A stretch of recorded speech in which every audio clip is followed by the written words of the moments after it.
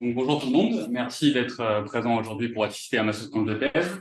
Moi, c'est Paul-Emmanuel Eglin et je vais aujourd'hui vous présenter les travaux réalisés lors de mon doctorat que j'ai effectué en co-tutelle entre l'Université Laval au Canada sous la direction d'Arnaud Droit et à l'Université de Polynésie française ici même sous la direction de Sébastien Chabry. Mon doctorat il s'intitule Caractérisation de la structure 3D et de la rotation des perles Shaping Thales species par analyse des. Comme vous avez pu le deviner, je vais aujourd'hui vous parler de perles de Tahiti et je vais commencer par vous expliquer donc, comment on obtient une perle de Tahiti. Qu'est-ce qu'une perle de Tahiti? Même si certaines personnes pensent encore aujourd'hui qu'on obtient une perle de Tahiti, notamment par l'insertion chanceuse d'un grain de sable ou d'un petit objet dans une huître, en réalité, dans le cas de perles de Tahiti, on parle plutôt de perles de culture qu'on obtient suite à un processus de greffe. En quoi consiste ce processus de greffe? On va en fait insérer ce qu'on appelle un nucléus, qui est une petite bille de coquillage qu'on peut voir en haut à droite, et ce qu'on appelle un greffon, qui est une petite partie du manteau d'une huître qu'on appelle donneuse. On va greffer donc ces deux éléments, le nucléus et le greffon, dans une huître receveuse. Et cette greffe, elle va permettre la création d'un sac perlier autour du nucléus, donc dans la poche perlière de l'huître receveuse, et qui va permettre des dépôts. D'abord des dépôts protéiques, puis des dépôts minéraux, et enfin des dépôts d'aragonite. On verra dans le cadre de ma thèse qu'on s'intéressera, nous, principalement aux derniers dépôts d'aragonite de surface, car on s'intéressera avant tout à la surface de la perle. Et donc également, quand on introduit les perles de Tahiti, il est également important de savoir que l'industrie perlière, elle représente le deuxième revenu économique le plus important de la Polynésie française, juste derrière le tourisme, et également que c'est un secteur qui est en crise depuis plusieurs années. Donc si on regarde ce graphique à droite, on peut voir en rouge la valeur de la perle au cours du temps, et en bleu le nombre de perles exportées, et on peut voir que depuis le début des années 2000, on a une forte baisse de la valeur de la perle qui n'est pas vraiment compensée par la relative hausse des exportations. Et cette crise, on peut l'expliquer, entre autres, par une surproduction des perles en dépit de leur qualité.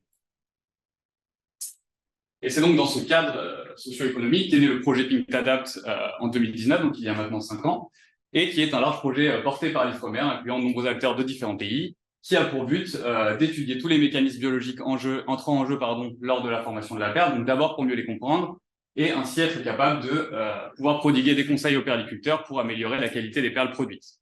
Et ce, pour à terme pouvoir redynamiser l'industrie perlière en Polynésie. Et c'est donc dans le cadre de ce projet Pink Adapt qui a été créé, qu'est née ma thèse. Donc, avant de vous présenter les objectifs de ma thèse plus en détail, je vais finir d'introduire les perles de Tahiti en présentant ces différents attributs, donc qui sont au nombre de 5, et qui permettent d'évaluer et de classifier une perle de Tahiti. Donc, on peut parler en premier du diamètre. Donc, le diamètre correspond à la taille de la perle, qui est compris généralement entre 8 et 11 mm, peut atteindre exceptionnellement jusqu'à 20 mm.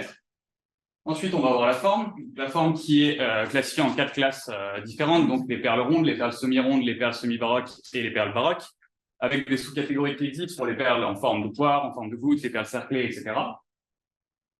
On va ensuite avoir la couleur, donc reconnue exceptionnelle pour les perles de Tahiti. Donc on parle de perles noires de Tahiti, mais en réalité, on a une nuance de couleurs beaucoup plus grande avec des perles bleues, des perles rouges, vertes, donc au sein de différentes perles, mais même au sein de même perles, comme on peut voir sur cette photo. On va ensuite avoir donc le lustre qui définit l'éclat ou la brillance d'une perle, pour simplifier, et la qualité de surface qui repose notamment sur l'évaluation des défauts de surface.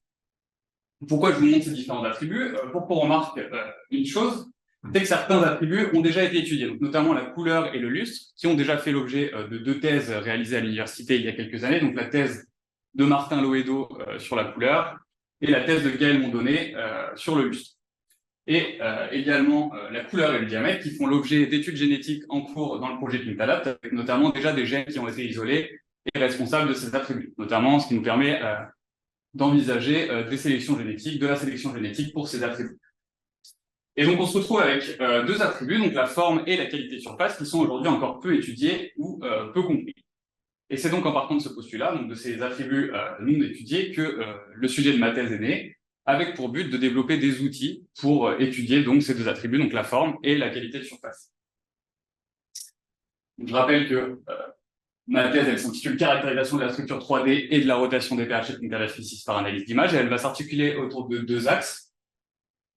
Je vais d'abord donc présenter une nouvelle approche de l'étude des perles qu'on a développée par acquisition et traitement d'images microscopiques de la surface de la perle, donc pour aller vers une étude de la qualité de surface. Et ensuite, je vais présenter la poursuite de précédentes études sur la rotation de la perle à l'aide de magnétomètres, donc phénomène que je vous expliquerai un peu plus tard, et pour tendre vers l'étude de la forme de la perle. Pour rentrer un peu plus en détail dans ces objectifs, concernant notre premier axe qui concerne l'étude de la surface de la perle, on va d'abord vouloir donc mettre en place et fiabiliser un dispositif d'acquisition microscopique donc pour une capture asservie de la surface de la perle à l'échelle microscopique. À l'aide de ces images acquises, on va vouloir donc obtenir une reconstruction 3D des images microscopiques donc de la surface des perles, donc obtenir un modèle 3D. Et à partir de ce modèle 3D, on va vouloir évaluer le potentiel donc, des caractéristiques visibles à la surface de la perle, donc à l'échelle microscopique, pour évaluer en fait ou classifier les différents attributs de la perle, donc notamment la qualité de surface. Et concernant notre deuxième axe de recherche qui concerne l'étude de la rotation de la perle, on va donc d'abord vouloir mettre en place et fiabiliser un système de collecte de données de rotation de la perle, et on va vouloir donc évaluer le potentiel de ces données de rotation, donc d'abord comme outil de suivi non invasif pour les huîtres et pour les perles, mais également comme outil de prédiction pour la forme de la perle.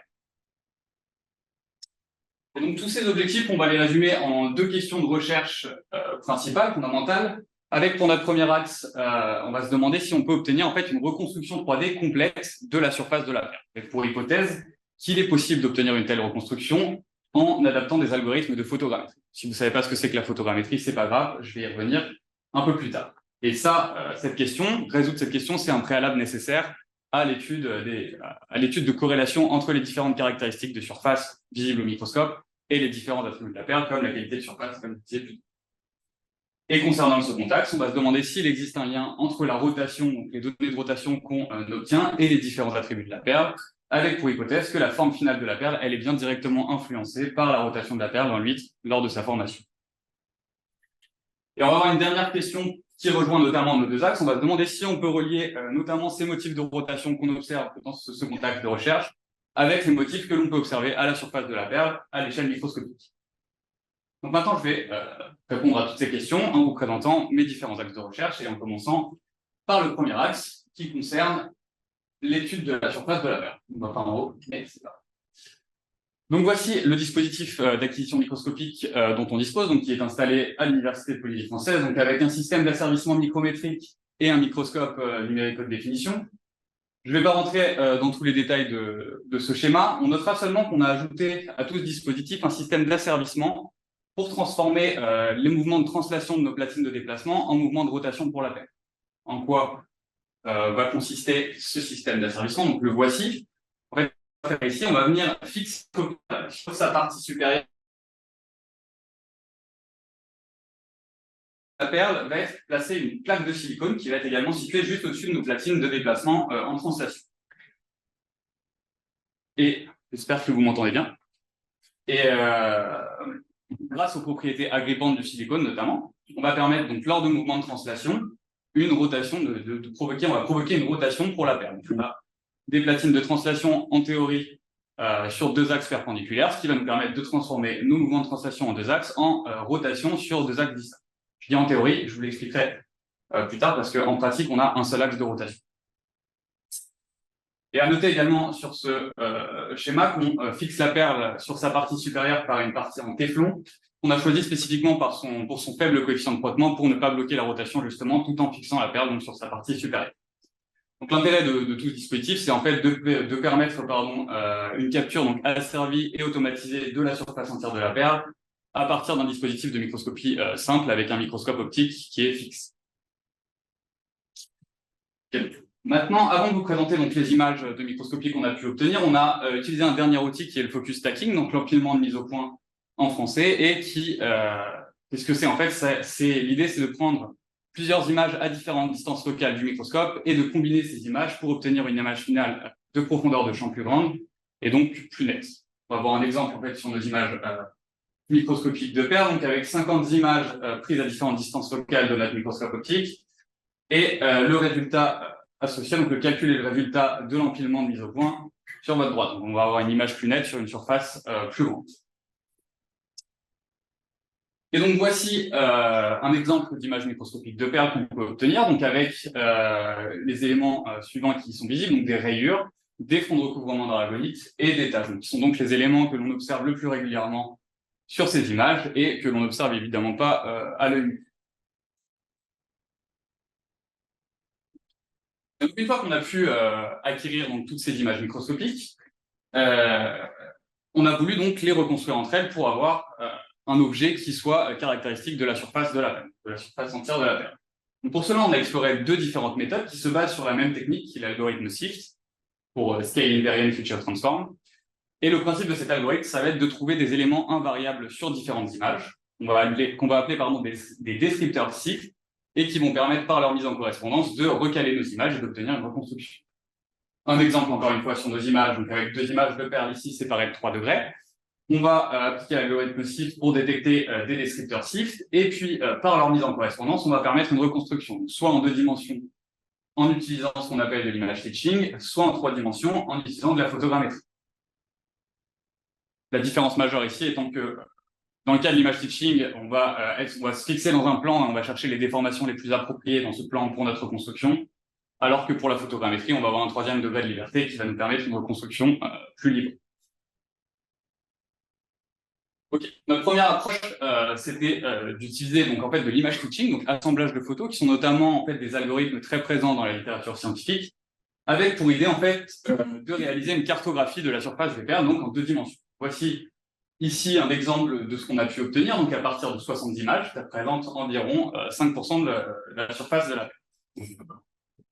Le problème qu'on a eu ici, c'est que déjà c'était très difficile d'obtenir une reconstruction comme ça, et que visiblement on avait déjà des déformations qui semblaient trop grandes pour être corrigées. En fait, à partir de ce postulat, on s'est dit que ça allait être compliqué de reconstruire une partie plus grande de la perle avec cette méthode, et qu'on n'arriverait pas à obtenir une reconstruction complète en 2 dimensions.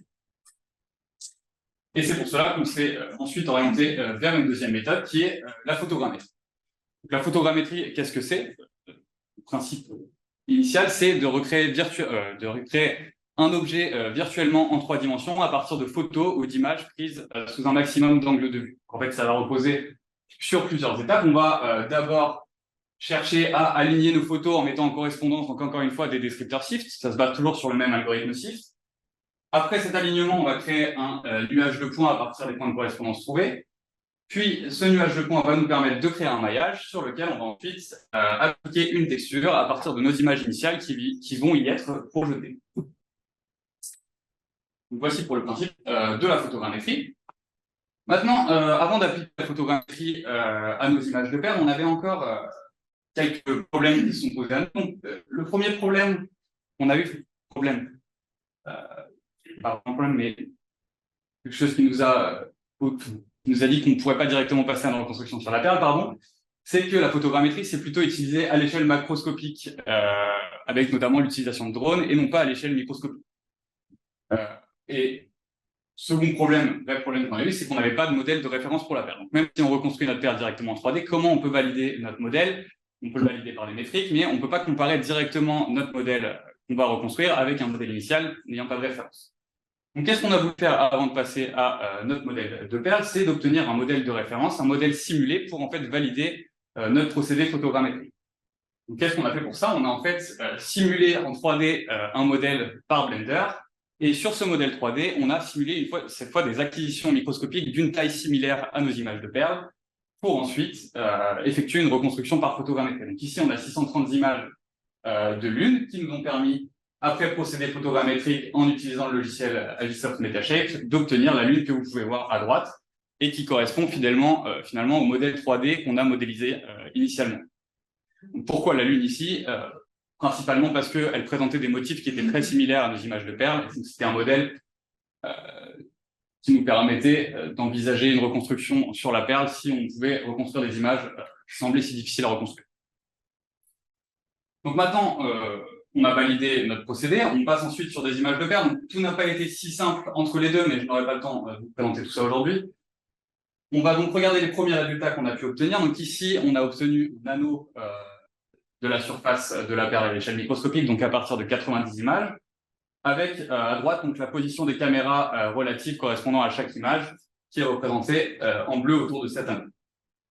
Donc qu'est-ce qu'on a voulu faire à partir de cet anneau? On a voulu vérifier la cohérence d'un tel modèle simulé avec notre perle réelle, et donc pour ça, on a extrait des métriques. On a extrait des métriques en comparant le rayon maximum, le rayon minimum et l'ellipticité, donc pour notre modèle d'anneau, et pour notre perle sur laquelle on a réalisé des acquisitions, donc qui correspondent à la colonne valeur mesurée. L'ellipticité, qu'est-ce que c'est? C'est l'écart entre notre modèle et un cercle parfait. Donc, une ellipticité de 0, c'est un cercle. Une ellipticité de 1, ça correspond à une droite. Et donc, à partir de ces résultats de précision, donc l'écart entre notre modèle et notre perle réelle, on peut valider expérimentalement notre modèle avec des valeurs de précision très hautes, entre 93 et 99%. Et ça nous permet de confirmer que notre modèle est cohérent par rapport à la réalité. Et quelques métriques, notamment sur cet anneau, quelques chiffres sur cet anneau. On a un chevauchement entre nos images de 68% en moyenne, et cet anneau, il représente 6,3% de la surface entière de la Terre. Ça, c'était pour notre premier anneau. Et maintenant, la meilleure reconstruction qu'on a pu avoir jusqu'ici sur notre perle, c'était celle-ci, avec donc notre premier anneau et également un deuxième anneau, donc sur lequel on a extrait les mêmes métriques et qu'on a validé de la même façon. Et on a pu obtenir une reconstruction de ces deux anneaux, ce chevauchant, qui représente environ 10% de la surface de la perle. Donc, ici, ça peut sembler assez décevant d'avoir 10% de la surface de la perle, alors qu'on on espérait avoir la surface entière de la perle. Et ça, on l'explique non pas par un problème du procédé photogrammétrique, mais plutôt par un problème de notre dispositif d'acquisition. Donc, pourquoi? Pour plusieurs raisons. En fait, déjà, je vous ai présenté au début, initialement, on avait cette idée d'avoir deux platines de translation perpendiculaires qui nous permettaient, par des anneaux, par des rotations dans les deux sens, d'avoir des anneaux dans deux axes perpendiculaires, et donc par des reconstructions de ces anneaux, d'avoir la surface entière de la perle.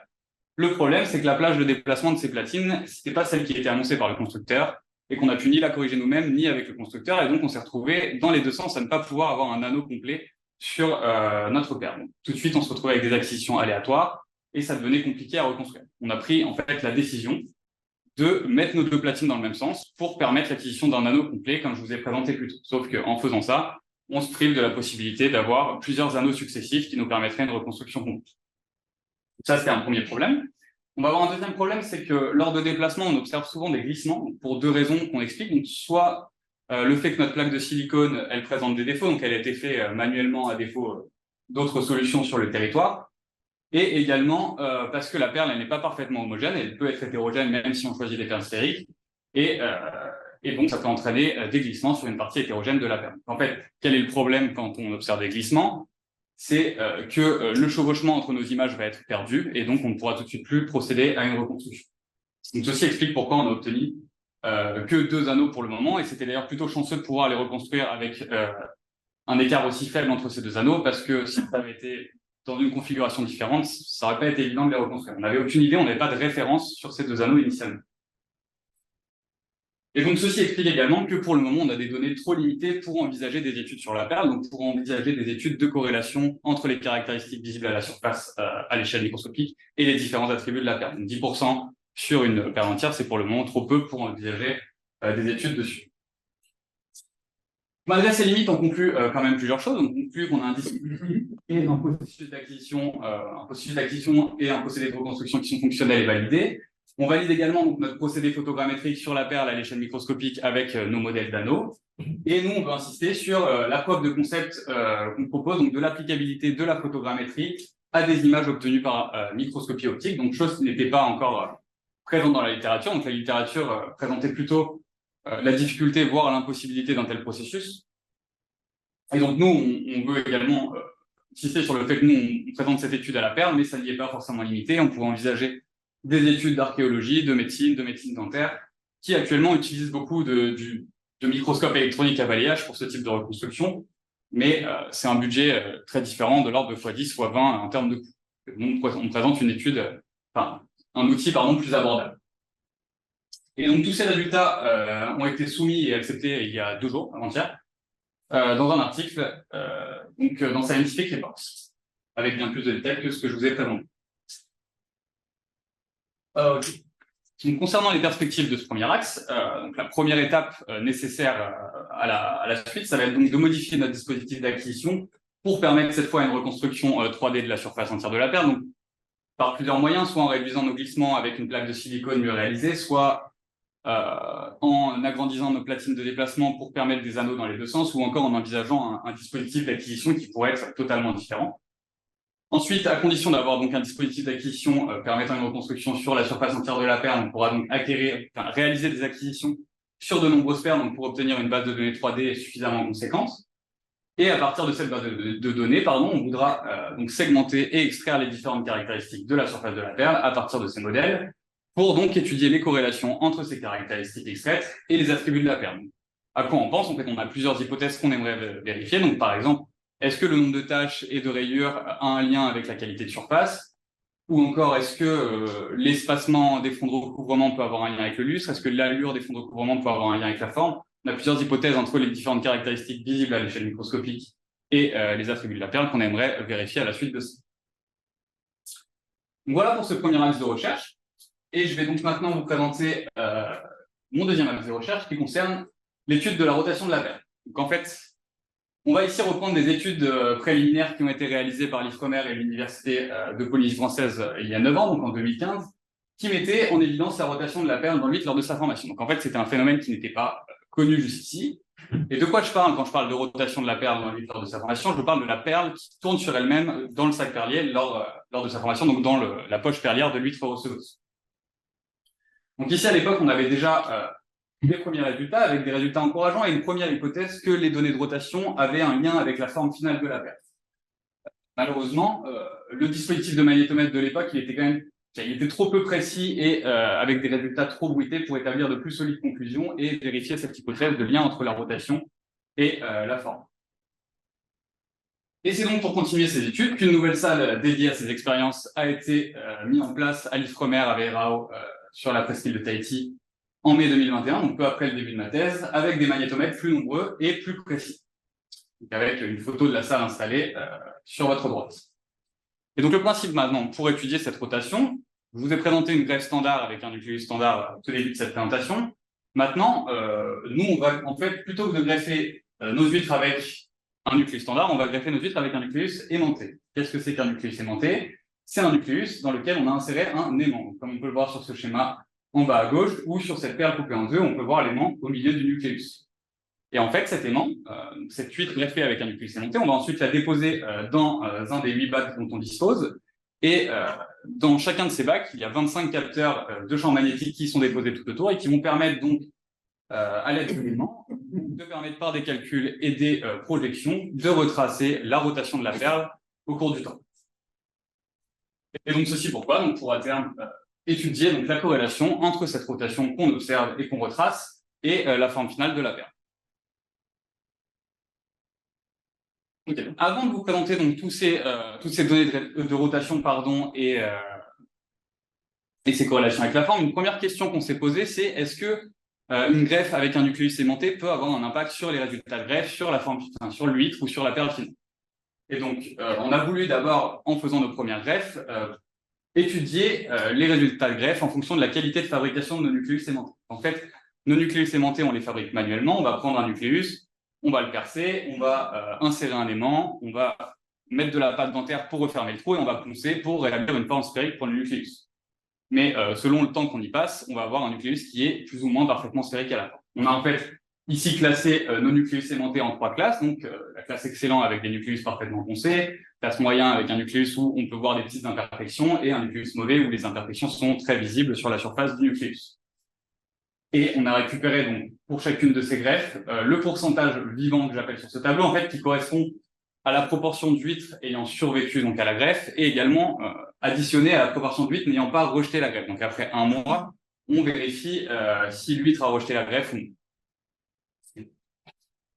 Et donc, à l'aide de ces tableaux et après test statistique, donc par analyse de la variance et un test des étendues de Tukey pour comparer les groupes entre eux, on se rend compte qu'on a une corrélation négative donc, entre des nucléus moyens, des nucléus mauvais et des nucléus excellents et des nucléus mauvais, ce qui nous dit que un nucléus mauvais impacte très négativement la greffe, mais qu'il n'y a pas vraiment de corrélation entre un nucléus moyen et un nucléus excellent. En fait, qu'est-ce qu'on conclut de tout ça? Que oui, effectivement, la forme du nucléus est un facteur important sur les résultats de la greffe, mais également que des nucléus parfaits ne sont pas nécessaires pour nos manipulations. Et pour nous, c'était important de le savoir parce que ça nous évite de devoir envisager une fabrication industrielle pour nos nucléus.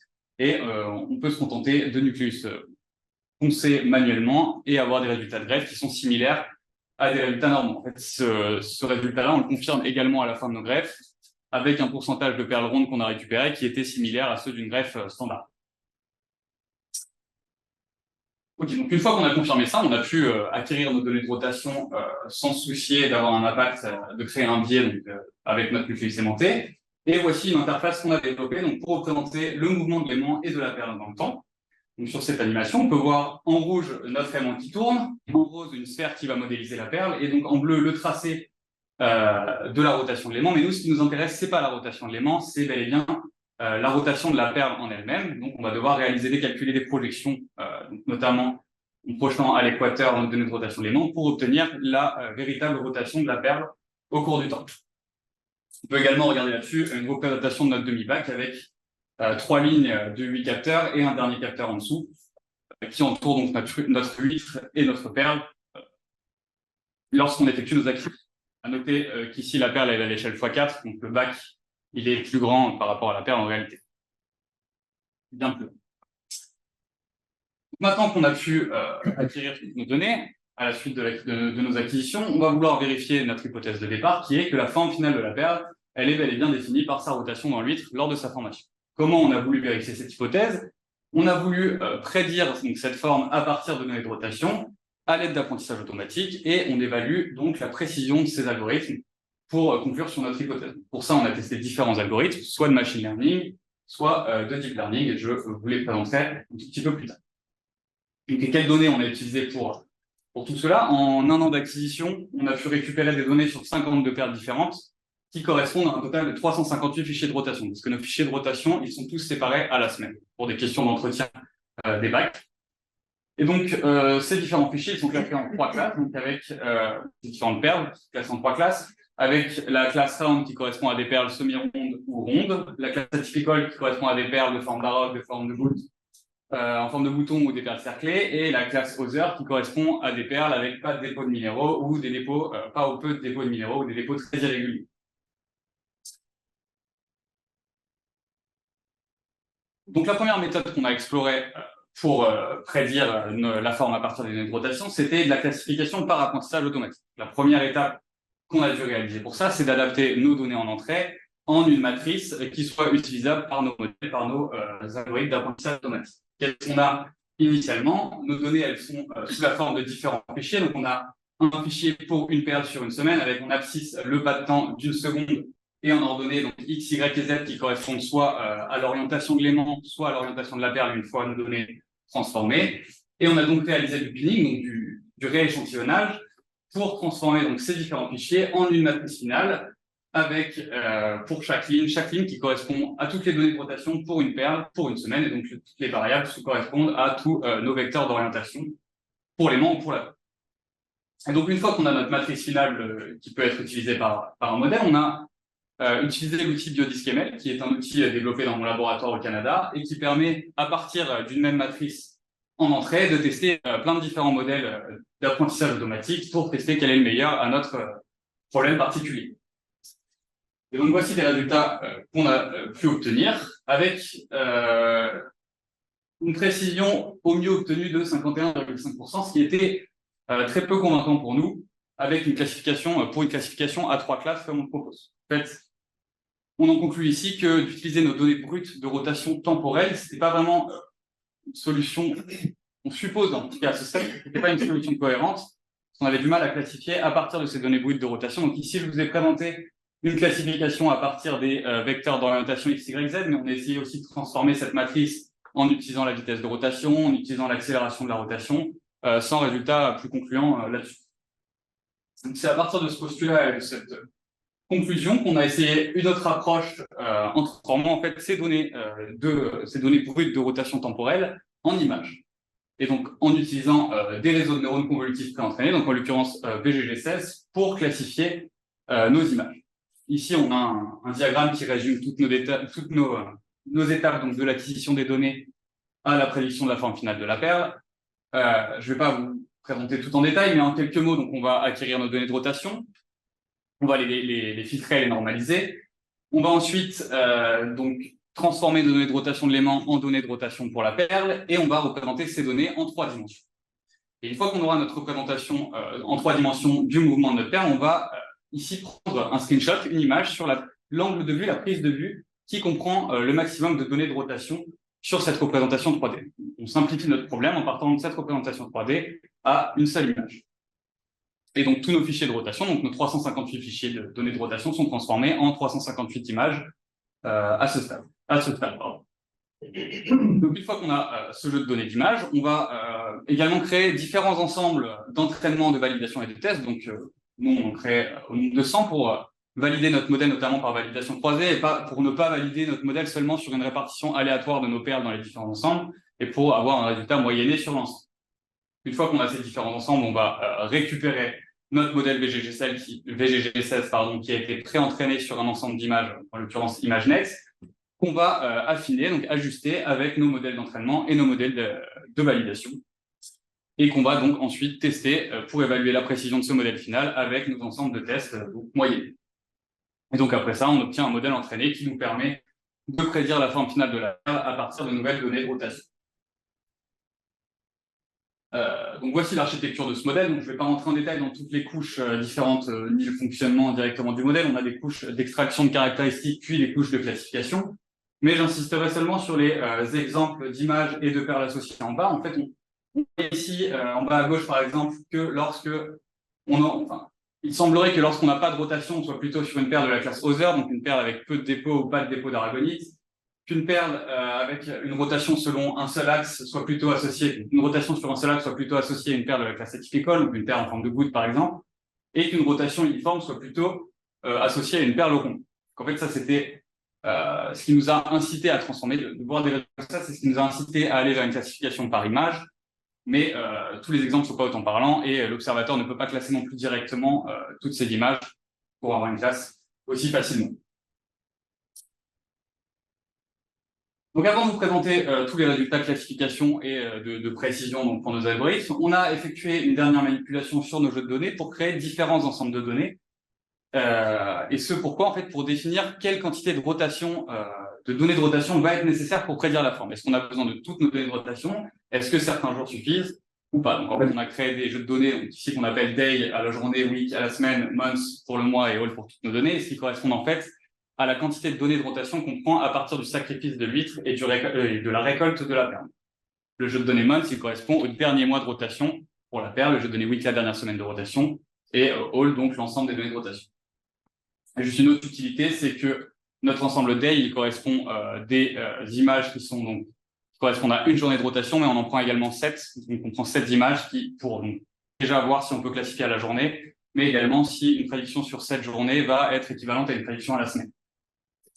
Et donc à partir de tous ces ensembles de données, on va effectuer également 2 prédictions différentes, donc une à la semaine, donc pour chaque instance de données, et également une prédiction pour chaque perle, parce que certaines perles ont plusieurs semaines de données de rotation qui y sont associées. Donc la prédiction pour chaque perle va être associée à la prédiction majoritaire sur toutes les semaines associées à une perle. Maintenant, je vais vous présenter quelques résultats. Donc un premier résultat intéressant, c'est que ici on regarde une classification au cours du temps pour une perle de la classe atypical. Et on se rend compte que la rotation d'une perle, elle n'est pas homogène sur la durée. Donc, ici, je présente les résultats de classification, mais c'est également quelque chose qu'on observe manuellement nous-mêmes, en voyant que d'une journée à l'autre, d'une semaine à l'autre, le pattern de rotation pouvait changer radicalement. Et c'est quelque chose qui n'était pas observé notamment il y a quelques années. Et donc maintenant, plus concrètement, donc voici des résultats de précision donc selon notre ensemble de données et selon la prédiction, donc soit pour chaque instance, soit pour chaque perle. Sans rentrer en détail dans tous les résultats de précision sur les différents ensembles, on remarque seulement ici qu'on a des prédictions très satisfaisantes sur l'ensemble week à la semaine et l'ensemble de données all entier avec une précision donc perle pour la prédiction pour chaque perle de 79,5% sur notre ensemble de données week et de 80,9% sur notre ensemble de données all, donc sur les ensembles de tests moyennés. Et une dernière métrique qu'on a extrait pour évaluer notre modèle, c'est le score F1. Donc pourquoi le score F1? Pour en fait prendre en compte donc, les faux négatifs, les faux positifs et le déséquilibre de classe, donc notamment pour vérifier que notre modèle il prédit pas mieux une classe qu'une autre.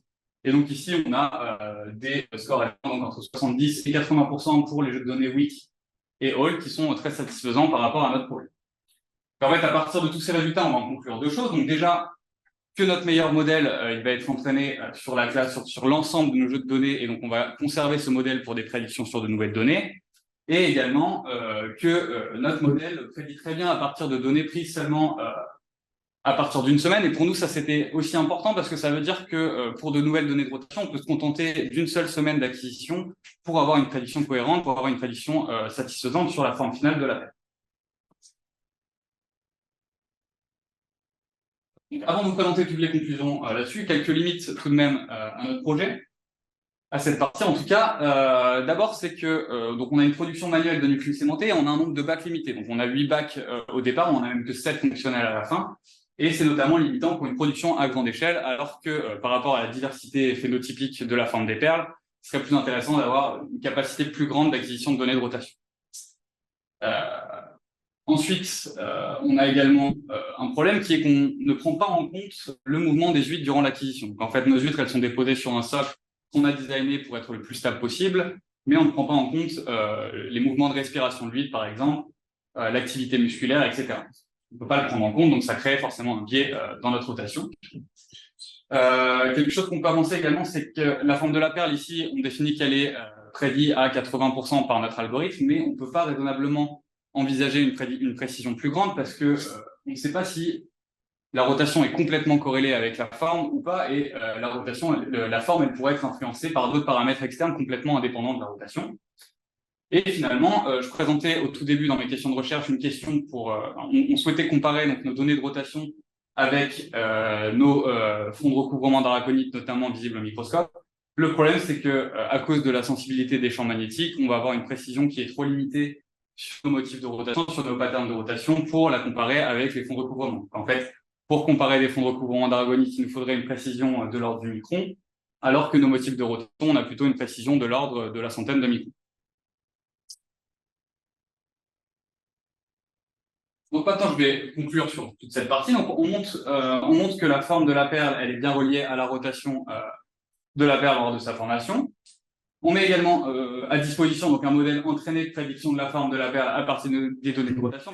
J'insiste également sur quelque chose que j'ai pas dit, mais c'est que notre modèle il est entraîné sur 3 greffes différentes qui ont été effectuées dans 3 endroits différents, donc on évite de la sorte des phénomènes de surapprentissage et on considère que sur une nouvelle greffe, on aura des résultats équivalents. Et donc, on présente également un dispositif qui permet un suivi non invasif de la perle ou de l'huître. Et donc, tous ces résultats ont été publiés il y a quelques mois, en août dernier, dans Scientific Reports, avec également plus de détails que ce que je présente aujourd'hui. Et donc, quant aux perspectives de ces travaux, donc, une première étape qu'on peut envisager, c'est donc d'entraîner le modèle avec davantage d'huîtres, donc pour prédire des classes plus précises que nos 3 classes aujourd'hui. Le problème, c'est que c'est fastidieux. Donc, nous, on a ici 52 perles. Ça nous a pris 1 an, 7 jours sur 7, 24 heures sur 24 avec un entretien quotidien. Je remercie d'ailleurs Erwan pour cet entretien ici présent. Ensuite, qu'est-ce qu'on pourrait envisager avec ce dispositif? On pourrait donc envisager d'identifier des liens entre la rotation de la perle et donc l'activité musculaire ou le cycle respiratoire de l'huître. Et ce pourquoi, en fait, pour chercher à identifier la source du mécanisme de rotation de la perle lors de sa formation. Parce qu'aujourd'hui, on sait que ça tourne, on sait que je montre qu'il y a vraiment un lien entre cette rotation et la forme, mais on ne sait pas d'où vient cette rotation, pourquoi ça tourne. Donc c'est une question qui est encore en suspens. Ensuite, on pourrait également étudier donc, les corrélations entre les motifs de rotation et les dépôts de minéraux, donc afin d'essayer de mieux comprendre les mécanismes de formation des différents minéraux et cristaux. Et ça, on pourrait le faire notamment par un marquage avec LCI qui nous permettrait de marquer des couches d'aragonite à un instant T, de regarder les motifs de rotation, de remarquer les couches, et ensuite, en découpant nos perles, on pourrait essayer d'étudier quels sont les liens entre ces rotations et les différents motifs, les différents minéraux qu'on peut observer. Et finalement, donc, on souhaiterait étudier donc, la variation de rotation en fonction de différents paramètres environnementaux, donc la température, la salinité, la quantité de nourriture, ou des paramètres de greffe, pour déterminer des paramètres pour contrôler la forme, notamment lors de la production de perles. C'est tout pour cette partie. Maintenant, je vais conclure sur l'ensemble de mon projet de thèse. Donc, j'ai mis en place et fiabilisé des dispositifs d'acquisition et de traitement d'images microscopiques et de données de rotation de la perle. J'ai mis en avant donc, une preuve de concept de l'application de la photogrammétrie donc, à la microscopie optique pour l'obtention de modèles 3D. Et je démontre également donc, un lien direct entre la rotation de la perle et sa forme finale. Et je mets à disposition donc, un modèle prédisant la forme de la perle à partir de données de rotation. Et finalement, pour parler rapidement des perspectives globales, donc pour notre premier axe, on souhaiterait donc, à partir de modèles 3D de perles entières, étudier les différentes caractéristiques, donc les différents liens, pardon, entre les caractéristiques visibles au microscope et les différents attributs de la perle. Donc, notamment, si on obtenait des corrélations positives, donc par exemple entre l'espacement des fonds de recouvrement et le lustre, entre la quantité de taches et de rayures et la qualité de surface, on pourrait envisager donc une classification automatique de la perle à partir d'acquisitions microscopiques. Ce qui est un paramètre important, parce que la classification des perles aujourd'hui est très abstraite et peu concrète. Et pour le deuxième axe, on souhaiterait donc étudier des paramètres influençant la rotation de la perle lors de sa formation, donc pour isoler des paramètres pour contrôler la forme de la perle lors de la production. Et donc tout ceci, toujours dans le même but, donc aboutir donc, à une meilleure compréhension de tous les mécanismes biologiques entrant en jeu dans la formation de la perle. Donc pour une part, permettre une classification automatique, pourquoi pas, des différents attributs de la perle, et également pour déterminer des paramètres idéaux, donc pour former une perle de qualité optimale ou des attributs qu'on souhaite, donc dans mon cas par une approche numérique, mais également associée aux approches biologiques ou génétiques utilisées par ailleurs dans le projet PinkTADAPT. Donc voilà, ceci conclut ma présentation de thèse et je vous remercie de m'avoir écouté jusqu'ici.